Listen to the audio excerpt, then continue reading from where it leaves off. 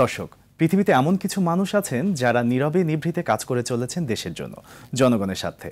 রাজনৈতিক প্রতিহিংসা, মামলা এবং বিগত আওয়ামী লীগ সরকারের রোষানলের শিকার হয়ে দেশ ছেড়েছিলেন বাংলার অনেক সূর্য সন্তানেরা।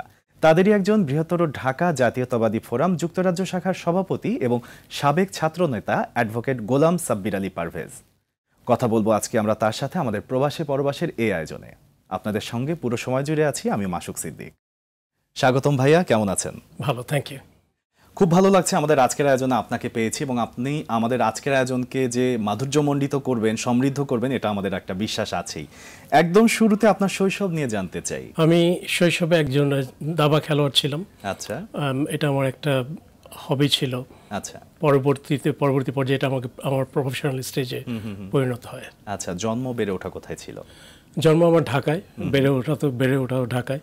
আচ্ছা, তারপর আমি ঢাকা থেকে গাজীপুরে ওখানেই বসবাস শুরু করি আমার আব্বা আম্মার সঙ্গে।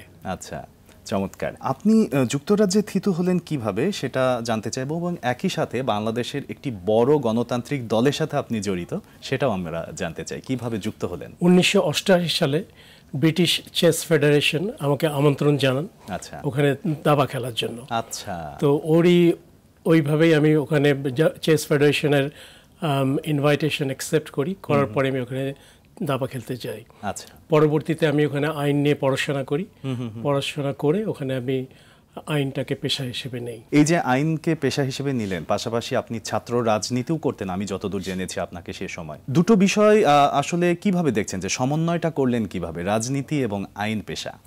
রাজনীতি যখন আমি করতাম ভাওয়াল কলেজে, জি, তখন ছিল আওয়ামী লীগের সময়, আর আমাদের জন্য খুবই ডিফিকাল্ট একটা সময় ছিল। তখন থেকেই যে আমি সুবিধা অসুবিধা, হিউম্যান রাইটস এবং প্রত্যেক মানুষের যে মৌলিক অধিকার আছে, এটা আমার চিন্তার মধ্যে, আমার চেতনার মধ্যে খুবই খেলতো এটা। আচ্ছা, তারপরে যে আমাদের ছাত্ররা ছিল, যারা ভিন্ন মতের ছাত্ররা ছিল, তাদের যে অসুবিধা, এগুলো আমার ভিতরে অনেক নাড়া দিত। তো পরবর্তীতে আমি যখন সুযোগ পেলাম যুক্তরাজ্যে, তখন আমি আইন নিয়ে পড়াশোনা করলাম হিউম্যান রাইটস নিয়ে, যেটা আমার জন্য ভবিষ্যতে অনেক কাজে লেগেছে। স্যার, তার মানে আমরা বুঝতেই পারছি যে একদম মানবিক জায়গা থেকে আপনি আসলে আপনার পড়াশোনা এবং আপনার রাজনীতি দুটোই সুন্দরভাবে চালিয়ে নিয়েছেন। চমৎকার একটি ব্যাপার।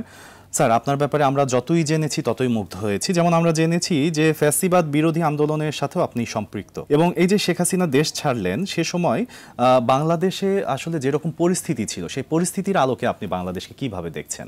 দেখেন, তার পূর্ববর্তী পর্যায়ে বিশেষ করে 3টি ইলেকশনে বাংলাদেশের যে মৌলিক অধিকার, যেটাকে বলা হচ্ছে আপনার article 3 protocol 1 of the human rights act 1998, যেটা হচ্ছে সম্পূর্ণভাবে ওখানে বিশ্লেষণ করা আছে যে প্রত্যেকটা মানুষের ভোটের মৌলিক অধিকার আছে, কিন্তু সেই অধিকার থেকে আমরা বঞ্চিত হয়েছিলাম বাংলাদেশের মানুষ বিগত স্বৈরাচার সরকারের আমলে, হাসিনার আমলে। আর যখন কিনা জুলাইয়ের অভ্যুত্থান হলো, এরপরে যে একটা পরিবেশ, যে একটা নতুন বাংলাদেশের জন্ম নিল, সেটা ছিল একটা অভূতপূর্ব সিচুয়েশন। এটা শুধু বাংলাদেশের না, যারা আমরা প্রবাসে আছি তারা এবং অন্যান্য প্রবাসী সিটিজেন যারা বাংলাদেশি না, তারাও এটাকে একটা বিরাট একটা সাফল্য হিসাবে দেখেছেন। কারণ আপনি জানেন যে বিশ্বের খালি বাংলাদেশ না, অন্যান্য দেশগুলো মানবাধিকারকে সবসময় অগ্রাধিকার দিয়ে থাকে। একদমই তাই। এবং একই সাথে আমরা আরেকটু পরিষ্কার হতে চাই ফ্যাসিবাদ বিরোধী আন্দোলনের সময় আপনার যে সম্পৃক্ততা ছিল সেগুলো নিয়ে। আমি ওখানে লেখালেখি করতাম, ফেসবুকে লেখালেখি করতাম। আচ্ছা, আমি কিছু লেখা লিখেছিলাম যে ওনাদের মন্ত্রীদের এগেনস্টে। জনাব কাদের যেমন ওই সময় বলেছিলেন যে বিএনপি ভোট চায়, জেনারেল ইলেকশন চায়, এটা কি ওনাদেরকে বাপের সম্পত্তি না, এই ধরনের একটা ল্যাঙ্গুয়েজ ইউজ করেছিলেন। ওটার এগেনস্টে আমি লিখেছিলাম যে বিএনপি অ্যাকচুয়ালি কোনো তাল গাছ বট গাছ চায় না, ওনারা একটা গ্রহণযোগ্য নির্বাচন চায়, আর গ্রহণযোগ্য নির্বাচন এটা সব মানুষের, সব দলেরই অধিকার। আচ্ছা, আপনার অনেকগুলো গুণের পাশাপাশি তার মানে আমরা বুঝতেও পারছি যে আপনার লেখালেখির হাতটাও দারুণ, এবং আসলে এই ধরনের মানবিক এবং মানুষের অধিকার নিয়ে কথাগুলো না মানুষকে অনেক বেশি ছুঁয়ে যায়। যে জায়গাগুলোতে মানুষের অন্তরে প্রবেশ করাটা অনেক বেশি সহজ হয় সেই জায়গা থেকে আপনি কাজ করছেন এবং আমি বলবো যে ইনফ্লুয়েন্সার হিসেবে কাজ করেছেন সে সময়টাই। তাহলে স্যার আমরা যেটা বলছিলাম যে বিএনপির ভারপ্রাপ্ত চেয়ারম্যান জনাব তারেক রহমান 31 দফা প্রচারণায় আপনি গণসংযোগ করছেন গাজীপুর 3 আসনে। আপনি জনগণের প্রতিক্রিয়া কেমন দেখলেন? জনগণের প্রতিক্রিয়া চমৎকার। যখন আমি ওখানে যে বললাম যে আমাদের যে নির্দেশনা আছে আমাদের হাইকমান্ডের কাছ থেকে জনাব তারেক রহমান যে আমরা একটা মাদক মুক্ত সমাজ করব, আচ্ছা, আমরা ওখানে চাঁদাবাজি যেটা এখনকার দিনে ভয়ঙ্কর একটা থাবা জাতির উপরে, সেই ভয়ঙ্কর থাবা থেকে আমরা জাতিকে মুক্ত করব, এটা আমাদের অঙ্গীকার। পাশাপাশি আমরা খেয়াল করেছি যারা আমাদের শিক্ষিত সমাজ, বিশেষ করে গ্র্যাজুয়েশন করার পর মাস্টার ডিগ্রি করার পর ওনাদের কর্মসংস্থানের অভাব, প্রকৃত কর্মসংস্থানের অভাব। এর জন্য হচ্ছে কি যে ওনাদের একরকম ওনারা মেডিকেল ট্রমা এটাতে ভুগছেন, ওনারা ফিউচার কি হচ্ছেন, হতাশ হচ্ছেন। এটা একটা বিরাট প্রভাব, কারণ এতদিন তারা কষ্ট করে পড়াশোনা করেছেন। এখন পড়াশোনা করার পরে ওনারা যদি দেশ থেকে, দেশের সরকার থেকে ওনাদের ভবিষ্যৎ জীবনের জন্য কোনো একটা ভালো প্রতিশ্রুতি না পান, সেটা ওনাদের জন্য খারাপ হবে। আর যদি ছাত্রদের জন্য এটা কোনো নেগেটিভ পয়েন্ট বয়ে নিয়ে আসে, সেটা আমাদের জাতির জন্য খারাপ হবে। তো এটা আমাদের কাছে অঙ্গীকার, এটা আমাদের তারেক রহমান বলেছেন, আমরা উপলব্ধি করেছি। সেই যে আমাদের উপলব্ধিটা এবং তারেক রহমানের নির্দেশনা যে আমরা যদি নির্বাচনে পাশ করি তাহলে আমরা আমাদের সর্বাত্মক চেষ্টা দিয়ে যে শিক্ষিত সমাজ আছে তাদেরকে কর্মসংস্থানের ব্যবস্থা করব। আচ্ছা, দারুণ। এভাবেই আসলে চমৎকারভাবে যেন এগিয়ে যায় কার্যক্রম। এটি আসলে প্রত্যেকটি জনগণের চাওয়া, সকল মানুষের চাওয়া। আপনি যদি গাজীপুরে বিএনপির মনোনয়ন পান, সেক্ষেত্রে আপনার কাজের অগ্রাধিকার কোন দিকগুলোতে দেবেন?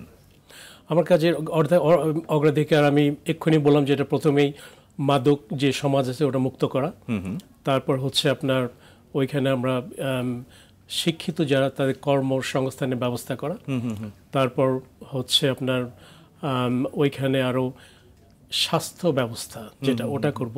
এখানে ফাঁক দিয়ে এটা বলতেই হয় আমাকে যে গত 9 মাসে আমি গাজীপুরের প্রত্যেকটা ইউনিয়নে ওইখানে ফ্রি চক্ষু চিকিৎসা করেছি। আচ্ছা, যে বিশেষ করে এটা গরিব মানুষের জন্য শুধু, এটা যেটাকে বলা হয় ক্যাটারাক্ট একটা অপারেশন, ছানির অপারেশন, যেটা গরিবদের জন্য একটা অসম্ভব হয়ে পড়ে, কেননা খরচা হয়ে যায় বেশ ব্যয়বহুল্য, 40,000 থেকে 70,000 বা 20,000 এরকম খরচ হতে পারে। আচ্ছা, তো ওটা আমরা সার্থকভাবে অপারেশন, চশমা দেওয়া, ওষুধ দেওয়া, এটা সবকিছু করেছি। এটা কি একদম ব্যক্তিগত উদ্যোগ থেকে করলেন নাকি? এটা আমি সম্পূর্ণই ব্যক্তিগত উদ্যোগ থেকে করেছি, কারণ এটা যদি একটু পিছনে টানতে হয় 1984 সাল থেকে আমরা শুরু করেছিলাম, যখন আমি কলেজে ছিলাম, কলেজ ছাত্র হিসাবে। তখন আমরা একটা ক্লাবের মাধ্যমে করেছিলাম। তখন অবশ্য আমি পারিপার্শ্বিক যেমন রেড ক্রস বা অন্যান্য স্থানীয় যারা আছেন ওনাদের মাধ্যমে আমি একটা ভালো ধরনের ওখানে সহযোগিতা পেয়েছিলাম। আচ্ছা, তো ওইখানে একটা যদি ছোট্ট কথা বলা যদি সুযোগ দেন, আপনার সময় যদি থাকে। জি জি, অবশ্যই। একদিন আমি বাজারে যাচ্ছিলাম আমার আব্বাকে নিয়ে, তো পিছন থেকে একজন আমাকে বয়স্ক মানুষ কাঁধের মধ্যে হাত রেখে বললেন যে ডাক্তার সাহেব কোথায় যাচ্ছেন? তা আমার আব্বা পিছন ঘুরে আমার দিকে কটমট করে তাকে বললেন যে তুমি আবার ডাক্তার হলে কবে থেকে? তুমি তো ইন্টারমিডিয়েটই পাস করো নাই। তো আমি বললাম তো আমি তো ডাক্তার ওনাকে বলি নাই। তো উনি ওনাকে বললেন যে আপনাকে তো আমার ছেলের ধোকা দিয়েছে, সে তো ডাক্তার না।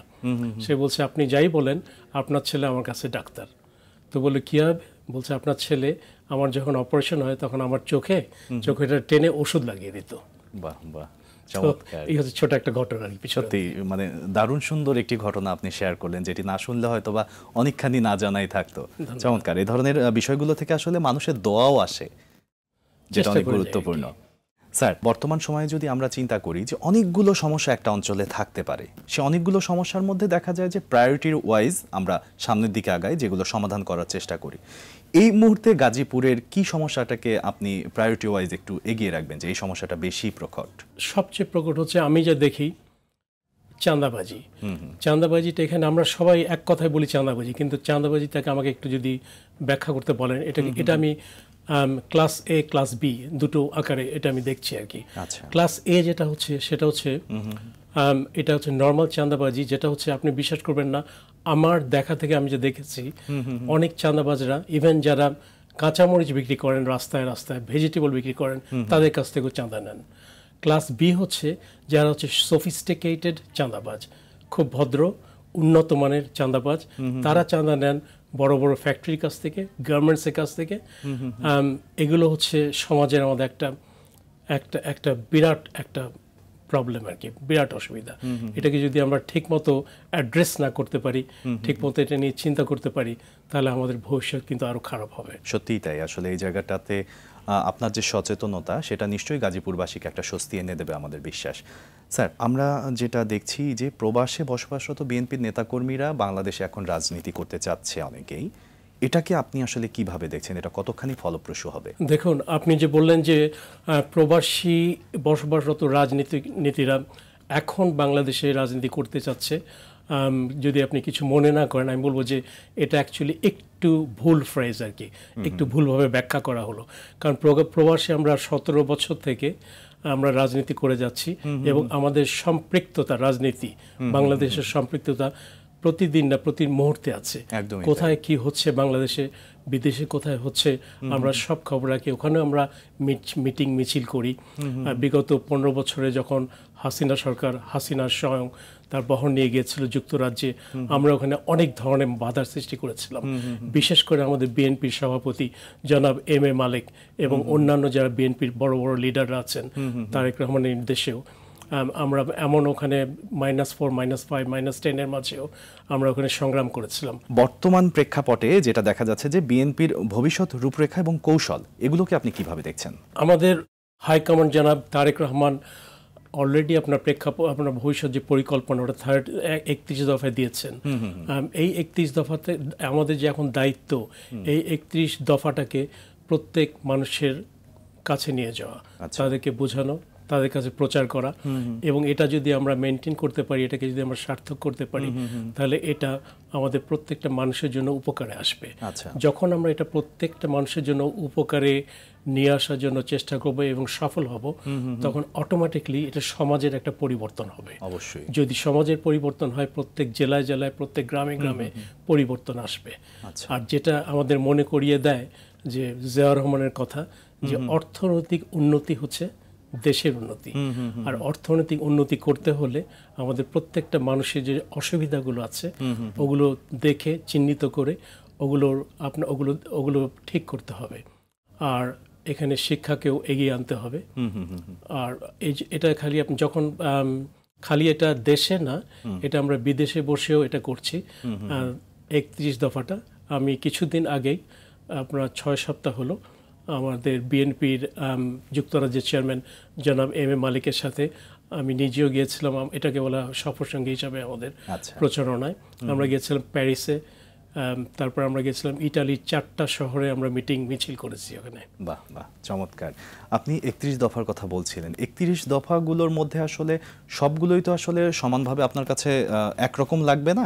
সেক্ষেত্রে আপনার কাছে গুরুত্বপূর্ণ কিছু দফা যেগুলো লেগেছে, সেগুলো যদি আমাদের সাথে একটু শেয়ার করেন।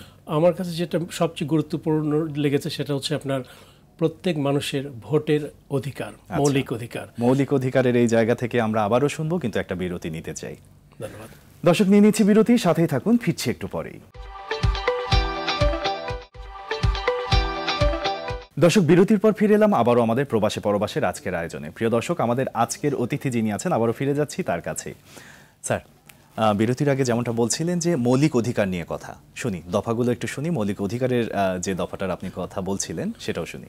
মৌলিক অধিকার যেটা হচ্ছে আপনার article 3 of the human rights act 1 subsection 1, এটা হচ্ছে 1998-এর, যেখানে তারেক রহমান বলেছেন যে আমাদের জনগণকে ভোটের মৌলিক অধিকার দিতে হবে। আপনারা জানেন যে গত 3টে নির্বাচনে স্বৈরাচার সরকারের যে ব্যবস্থাপনা ছিল, তাদের যে একটা জোরপূর্বক দখল, ভোট সেন্টার দখল, মানুষকে ভোট না দেওয়ার যে একটা পর্যায়ক্রমে ব্যবস্থাপনা ছিল, সেটা থেকে বেরিয়ে আসার জন্য এবং মানুষের যে পূর্ণ অধিকার ভোট দেওয়ার, সেই অধিকারটাকে বাস্তবায়ন করার জন্য আমাদের উপরে নির্দেশ রয়েছে। এর পাশাপাশি আরও বলছি, যেটা হচ্ছে যে আমি গত নির্বাচনে যখন ভোট দিতে গেলাম, তখন আমাকে বলা হলো যে আপনি যাকেই ভোট দেন, রেজাল্ট তো আপনি জানেনই কেমন হবে। তার আগেরটায় যখন আমি ভোট দিতে গেলাম, আমাকে বলা হলো, ভাই আপনি এসছেন কষ্ট করে, আমরা এই ভোটটা দিয়ে দিচ্ছি আপনার। এবং তার আগে যখন 2014-তে ভোট দিতে গেলাম, তখন বলল যে ভোট সেন্টার বন্ধ, এখন আর খুলবে না। এটাই এই গত তিনটে ইলেকশন এই অবস্থা ছিল। আর সবারই আমাদের জানেরও ভয় ছিল যে আমরা যাব কিনা, যাওয়া ঠিক কিনা। তো ওই ব্যবস্থার মাধ্যমে সাধারণ, শুধু খালি আপনার পলিটিক্যাল ব্যক্তিত্ব না, সাধারণ জনগণ আছেন যারা, তারাও আমার মনে হয় বা আপনিও দেখেছেন, তাদের নিজের সেফটির জন্য, জানমালের জন্য তারা অনেকে ভোট দিতে যাননি। কারণ ওনারা জানেন, খুব ভালো করেই জানতেন যে ওনারা যাকেই ভোট দেন না কেন বা দিতে যান না কেন বা চান না, কোনোটাই ওখানে সঠিকভাবে প্রকাশ পাবে না। এই যে এটা আপনি যেটা শেয়ার করলেন, এটা তো একটা সমস্যা। এই সমস্যার সমাধানে কোনো চিন্তা আপনাদের আছে? অবশ্যই। সমস্যার সমাধানের আমাদের প্রথম যে আপনার ডায়ালগ, যেটা তারেক রহমান বলেছেন যে আপনার ভোট আপনি দিবেন, যাকে খুশি তাকে দিবেন। একদম। তো এটার পাশে আমরা সব সময় আছি এবং সব সময় থাকব। কারণ আমাদের যে বিশ্বাস, আমরা বাংলাদেশের জনগণকে সম্মান দেখাতে চাই ভোটার আঙ্গিকে। যদি আমরা সম্মান দেখাতে পারি, আমাদের বিশ্বাস আমরাও সম্মানিত হব ভবিষ্যতে ইনশাল্লাহ। স্যার, আপনি যেমনটা বলছিলেন যে 31 দফা দাবি, এই দাবিগুলোর মধ্যে আসলে অনেক কিছু আছে যেগুলো আসলে ধীরে ধীরে বাস্তবায়ন করা সম্ভব, এবং এটা নিয়ে আপনারা ভাবছেন, এটা আসলে সত্যি প্রশংসার দাবিদার। আমরা আপনার কাছে জানতে চাইবো যে যেহেতু আপনি একজন রাজনৈতিক পরিবারের সন্তান, ছোটবেলা থেকেই তো রাজনীতি দেখে দেখে বড় হয়েছেন, আপনার পরিবারের অনেকেই রাজনীতিতে ছিলেন, তো এখন এসে আপনার কি মনে হয় যে রাজনীতিতে, মানে একটা রাজনৈতিক পরিবারে বড় হওয়ার কারণে এটা কোনো ধরনের সুবিধা দিচ্ছে আপনাকে? সুবিধা বলতে এই রকম যে অনেক সিদ্ধান্ত হয়তো বা একজন যারা রাজনৈতিক পরিবার থেকে আসে না তারা একভাবে নেবে, কিন্তু আপনার সেখানে একটা টেস্ট থাকবে, কারণ অতীতেও আপনি রাজনৈতিক বিভিন্ন বিষয়ের সাথে ছিলেন এবং দেখেছেন। এই জায়গা থেকে আপনার কথা শুনতে চাই।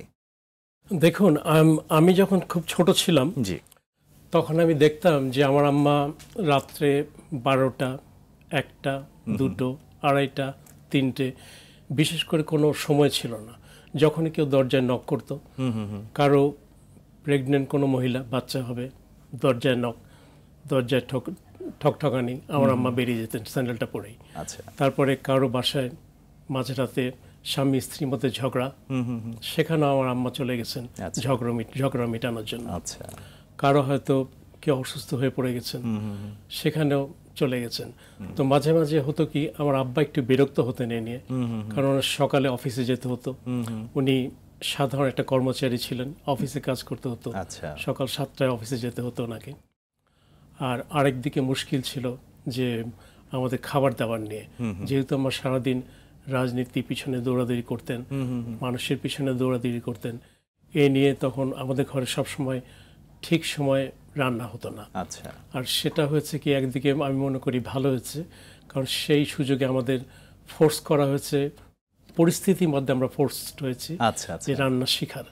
তো এটা আমার কাজে লেগেছে বিদেশে গিয়ে। কারণ বিদেশে 36 বছরের জীবন, আপনারা জানেন, যারাই বিদেশে যান তাদেরকে অ্যাকচুয়ালি নিজেকেই রান্না করে খেতে হয়। ওখানে কোনো কাজের মেয়ে নাই যে যারা রান্না করে কাজের ওনার কেউ রান্না করে দিবেন আর কি। পরবর্তী পর্যায়ে যখন আমি এটা দেখলাম যে উনি কেন যাচ্ছেন রাত্রির, প্রথম আমারও মন খারাপ হতো, রাগ হতো। কিন্তু পরে আমি যখন দেখলাম যে না, এটা যখন আপনি এই ধরনের কোনো কাজে যাচ্ছেন, তখন তারপরে যখন যাদের উপকার হচ্ছে ওরা এসে বলতেন যে না, আপনি না গেলে আমার এটা হতো, এটা হতে পারতো না, খুব খুশি, খুব ভালো লাগছে। ওটা থেকে একটা আলাদা ধরনের অনুভূতি সৃষ্টি হতো ভিতরে। ওটা থেকে অনেক কিছু শেখার আছে। তা আমার মনে হয় আমি ওটা থেকে অনেক কিছু শিখেছি, যেটা এখন মনে হয় যে আমার পরবর্তীটা, আমার শেষ জীবন পর্যন্ত আমি যতদূর সম্ভব আমার পক্ষে আমি নিজেও করে যাব। আচ্ছা, এক প্রকার মায়ের নিবেদিত প্রাণ মানুষের জন্য যে ব্যাপারটা, সেটা আপনাকে ভবিষ্যতেও আসলে নিবেদিত হতে, জনগণের ব্যাপারে নিবেদিত হতে অনেকখানি উদ্বুদ্ধ করে, তাই তো? জি, চমৎকার। আমরা যদি প্রবাসী বিএনপি নেতাকর্মীদের দলীয় সিদ্ধান্ত গ্রহণের কথা বলি, সেক্ষেত্রে আসলে প্রবাসী বিএনপির রাজনীতিবিদদের প্রভাব কতখানি দলীয় সিদ্ধান্ত গ্রহণে? দলীয় সিদ্ধান্ত গ্রহণে প্রবাসী রাজনীতিবিদদের চিন্তাধারা অনেক বড়। ওনারা সব সময়, আমরা যারা আছি, আমাদের যে হাইকমান্ড, ওনার নির্দেশ আমরা মেনে চলি সব সময়। আর যদি আপনি বলেন যে আমাদের প্রবাসী রাজনীতিবিদদের, কর্মীদের, এনাদের ভূমিকা কি বাংলাদেশের প্রেক্ষাপটে। আপনি হয়তো জানেন যে আমরা 50 লক্ষ প্রায় ভোটার বিদেশে বসবাস করি আর কি। সম্পূর্ণরূপে বসবাস করি এটা বলা ভুল হবে, আমাদের সবসময় আমরা এখানে যাওয়া আসাও করি। আর এই 50 লক্ষই সবাই রেমিটেন্স পাঠায় বাংলাদেশে। আর বাংলাদেশে একটা প্রধান আয় হচ্ছে রেমিটেন্স যোদ্ধাদের আয়, আর হচ্ছে আপনার গার্মেন্টস ইন্ডাস্ট্রি আয়। এই দুটোই মনে হচ্ছে প্রধান আমাদের বৈদেশিক মুদ্রা অর্জনের পথ আর কি। একদম। আর অন্যদিকে যদি আরেকটু চিন্তা করেন যে খালি 50 লক্ষ মানুষ, 50 লক্ষ ভোটার, এটা বললে একটু ভুল হবে, কারণ 50 লক্ষ ভোটার কিন্তু 50 লক্ষ পরিবারকে পাঠাচ্ছেন রেমিটেন্সগুলো। আর যখন 50 লক্ষ পরিবার রেমিটেন্স পাচ্ছেন, তখন ওনারাও কিন্তু 50 লক্ষ ভোটারের ইচ্ছার দিকে নজর রেখে ওনারাও চিন্তা করেন যে কোন দিকে ভোটটা দিবেন। তো এতে করে আমরা যারা বাইরে থাকি বা আত্মীয়স্বজন যারা বাইরে থাকে, তাদের একটা বিরাট ভূমিকা রয়েছে। আর ভোটের যে আপনার ফলাফল, এটাও একটা বিরাট একটা ইস্যু এখানে। আর এবারে আমরা অনেক খুশি এই ব্যাপারে, যেহেতু নির্বাচন কমিশন আমাদের অনেক সংগ্রাম করার পরে ওনারা এটা অ্যাকসেপ্ট করেছেন যে আমরা যারা প্রবাসে আছি তারা ভোট দিতে পারবো। একটা কথা বলতেই হয় এবং ওনাদের ধন্যবাদ দিতে হয় যে ওনারা বেশ তাড়াতাড়ি করে এই যে একটা সমস্যা প্রবাসীদের ভোটার হতে, যেটা আগে খুবই সমস্যা ছিল, ঠিকমতো অনেক ফর্ম টর্ম ফিল আপ করতে হতো, এখন আইটিটা এতটা ডেভেলপ করেছে আর যে সিস্টেমটা এখন বার হয়েছে, এসব সিস্টেমে তাদের ভোটিং সিস্টেমটাও খুব তাড়াতাড়ি হবে। আমার সুযোগ হয়েছিল 3 মাস আগে প্রেস ক্লাবে প্রবাসীদের নিয়ে, আমরা যারা প্রবাসী থাকি ওদের একটা মিটিং হয়েছিল। আর যেখানে কিনা আমাদের বিএনপির স্ট্যান্ডিং কমিটির মেম্বাররা ছিলেন, আর পাশে ছিলেন আমাদের বিএনপির সভাপতি এবং সেক্রেটারিও এখানে। তো ওইখানেও আমি বলেছিলাম যে কিভাবে আমাকে প্রশ্ন করা হয়েছিল যে আমি একজন লয়ার হিসেবে আমি আমার অভিমতটা পেশ করেছিলাম। সেটা হচ্ছে বলেছিলাম যে এটা এখন তো করা যায়, আপনার মোবাইল ফোন সবারই কাছে আছে প্রায়, এটাতে আপনার একটা অ্যাপস ডাউনলোড করে অ্যাপসের মাধ্যমে প্রবাসীরা ভোট দিতে পারেন। এটা খুবই একটা সহজ বিষয়। সত্যি তাই, খুব সহজভাবে আসলে নিজেদের রায়টা কার দিকে আমরা চাই সেটা দেওয়া যায়। আমরা আমাদের আজকের আয়োজনের একদমই শেষের দিকে চলে এসেছি, কিন্তু তারপরও যতটুকু সময় আছে আমরা গল্পই করব। আমরা আসলে আপনাকে আরেকটু জানতে চাই যে আপনি গাজীপুর 3-এ যে আপনার যে অবস্থানটা, সেটাকে আসলে কিভাবে দেখছেন, বা জনগণের জন্য কি কি দায়িত্ব সামনে নেওয়ার জন্য আপনি তৈরি? জনগণ সবাই আমার ব্যাকগ্রাউন্ডটা একটু জানে, কারণ আমি আগের থেকে সেবামূলক কাজ করতাম আর কি। তো ওটা ওনাদের কাছে জানা আছে। আর আল্লাহর রহমতে এখন পর্যন্ত আমার এগেনস্টে 1 টাকা চাঁদা নেওয়ারও কোনো অভিযোগ নাই। এটা হচ্ছে আমার সবচেয়ে বড় প্লাস পয়েন্ট। সেদিক থেকে আপনার, তারপরে আমি আরেকটা পরিচয় আছে আমার, আমি গাজীপুরে 9 বছর চেস চ্যাম্পিয়ন, দাবা চ্যাম্পিয়ন ছিলাম। আমি বাংলাদেশের একজন আন্তর্জাতিক চেস প্লেয়ার ছিলাম। তো ওই দিক থেকে আমার একটা আলাদা পরিচয় আছে। তো জনগণ জানেন এটাই যে হ্যাঁ, আমি যদি নমিনেশন পাই, আমি যদি নির্বাচিত হই, তাহলে অন্ততপক্ষে যতটুকুই সম্ভব আমার দ্বারা ভালো কাজটাই হবে, খারাপ কিছু হবে না। হয়তো ভালোটা সম্পূর্ণ যেটা আমরা আশা করি 100% করতে পারবো না, কিন্তু চেষ্টাটা থাকবে। আজকে আমরা এই আয়োজন শুরু করার আগে পিছনে যখন গল্প করছিলাম, সেই সময় আপনি একটা গল্প বলছিলেন যে খাল কাটার যে বিষয়টা অনাবাদী মাঠে, সেই সময় আপনার কিছু স্মৃতি আছে, একটু যদি দর্শকের উদ্দেশ্যেও সেই স্মৃতিগুলো শোনান। আমার আব্বা তখন চাকরি করতেন স্কুইব অফ আমেরিকান লিমিটেডে। তো উনি 1 বছরের জন্য ট্রান্সফার হয়েছিলেন বগুড়াতে। আমি তখন বগুড়া জেলা স্কুলে পড়তাম। তো একদিন জিয়া রহমান আসলেন ওখানে আর্মিরাও আসলেন তার সঙ্গে। তো আমাদেরকে নিয়ে বললেন যে চলো আমরা আজকে করব কি, খাল কাটবো। আমাদের বড় মাঠ ছিল ফুটবল খেলার স্কুলের ভিতরে, কেননা ওখানে পানি জমে যাচ্ছিল বৃষ্টি হয়ে। তো আমার মনে হয় ওই সময় ওনাদের কাছে একটা ডেটা ছিল, একটা লিস্ট ছিল যে কোন কোন জায়গাগুলো বন্যা কবলিত বা পানি এসে ওটাকে ডেঞ্জার ক্রিয়েট করতে পারে। তো আমরা ওটা লেগে গেলাম খাল খনন, চারিদিকে খনন করতে শুরু করলাম। যতই খাল করলাম, পানিগুলো আস্তে আস্তে খালের দিকে চলে যেতে থাকলো। তো লাঞ্চের সময় আসলো দুপুরে, একজন আর্মি এসে বললেন জিয়াউর রহমানকে যে স্যার আপনার লাঞ্চ রেডি। তো বললো যে আচ্ছা এখানে এদিকে আসেন। বলছে কোথায়? বলছে ওই বিল্ডিংটায়। তো জিয়াউর রহমান জিজ্ঞেস করলেন যে কি আছে খাবারের ব্যবস্থা? বলছে স্যার আপনার জন্য বিরিয়ানি আছে। তো বললেন আচ্ছা। বললেন এই যে ছেলেরা কাজ করছে এদের জন্য কি আছে? তো আর্মিটা বললেন যে এদের জন্য একটা প্যাকেট আছে। বলছে প্যাকেটের মধ্যে কি? বলছে প্যাকেটের মধ্যে একটা করে সিদ্ধ ডিম, কলা আর বান রুটি। তো বললে তুমি একটা কাজ করো, আমার তো খুব খিদে লেগেছে, তো আমাকে 2 প্যাকেট ওটা এনে দাও, আমি এদের সঙ্গেই খাবো। আর ফিউচারে কখনো তুমি ভবিষ্যতে আমাকে তুমি বিরিয়ানি খেলতে পারবো না। তোমাদের যদি বিরিয়ানি খাওয়ার ইচ্ছা থাকে তোমরা নিজেরা যে বিরিয়ানি খাও। কত চমৎকার এবং কত ওই আর্মিটা মানবিক। থতমত খেয়ে কোনো মতে চলে এসেছে ওখান থেকে আর কি। তো এই ধরনের ঈদ থেকে আরও যদি একটু বলতে সময় দেন আমাকে, জি যে যখন জিয়াউর রহমান শহীদ হন আর কি, তখন আমি গোপীবাগে ছিলাম আর কি। আচ্ছা। আমি যখন দেখতে গেলাম, আমি তখন সাদা পায়জামা একটা জিন্সের প্যান্ট পরে গিয়েছিলাম, স্যান্ডেল পরে, কফিনটা আর কি, আমরা তো সবাই কফিন দেখেছি এই সময়। আমি যখন এত ভিড়ের মাঝে বার হয়ে আসলাম, আমি শুধু দেখলাম যে আমার শরীরের মধ্যে জিন্সের প্যান্টটা আর আমার সাদা পাঞ্জাবির একটা অংশ ঘামে, খালি একটা অংশ ছিল, আর বাকিগুলো যে কোথায় গেছে আমি বলতে পারি না। আর পায়ে কোনো আমার স্যান্ডেল ছিল না কিছুই। হয়তো বা আপনি দেখেছেন টেলিভিশনে। পরবর্তী পর্যায়ে আমরা দেখলাম যে টেলিভিশনে কিন্তু দেখানো হয়েছিল অনেক অনেক হাজার হাজার লাখ লাখ স্যান্ডেল, জুতো টুতো সব মানুষের পড়া ছিল এখানে। তারপরে উনি যখন শহীদ হন, তারপরে তো আমরা সবাই জানি যে ওনার কোনো অর্থ বা কোনো টাকা পয়সা কিছুই উনি রেখে যাননি। এটা আমাদের জন্য একটা বিরাট অনুপ্রেরণা। আমিও বলবো এটা একটা সৎ অনুপ্রেরণা। এটা থেকে অনেক কিছু শেখার আছে জাতির। একদম তাই। এবং মানুষ যে আসলে কর্মের মাঝেই বেঁচে থাকে সেটা তো আসলে জ্বলন্ত দৃষ্টান্ত তিনি। এটা আসলে নতুন করে বলার আর কিছুই নেই। আমরাও চলে এসেছি আমাদের আজকের আয়োজনের একদমই শেষ পর্যায়ে। যদি আরটিভির প্রবাসী পরবাসের দর্শকদেরকে আপনি কিছু বলতে চান, বলতে পারেন। ধন্যবাদ। আমি যুক্তরাজ্যের থেকে এখানে এসে আরটিভিতে যে আজকের অনুষ্ঠানে অংশগ্রহণ করতে পেরেছি, এই জন্য আমি ধন্যবাদ। আমি যুক্তরাজ্য এবং প্রবাসে যারা আমরা বিএনপিকে সাপোর্ট করি, বিএনপি করি এবং সাধারণ জনগণ, সবাইকে আমার ধন্যবাদ। অনেক ধন্যবাদ, ভালো থাকবেন, শুভকামনা থাকলো। ধন্যবাদ আপনাকেও।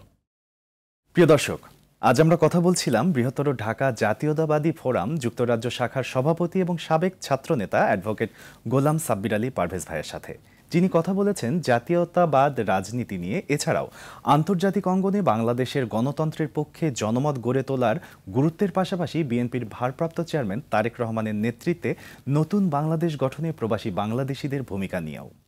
আসছে সময়ে তার সেই চিন্তার প্রতিফলন ঘটুক, এই প্রত্যাশায় শেষ করছি আমাদের আজকের অনুষ্ঠান প্রবাসে পরবাসে। এতক্ষণ আমাদের সাথে থাকার জন্য অসংখ্য ধন্যবাদ।